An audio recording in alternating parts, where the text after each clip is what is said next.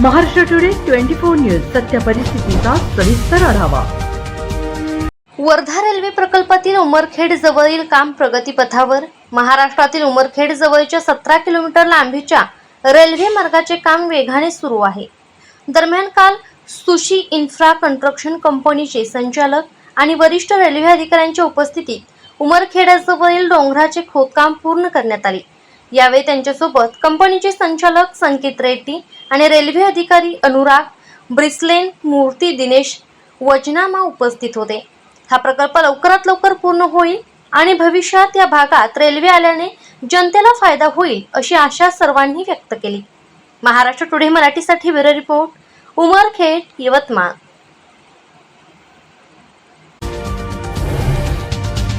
आजच महाराष्ट्र टुडे 24 न्यूजला सबस्क्राइब करा आणि सत्य परिस्थितीचा सविस्तर आढावा पहा।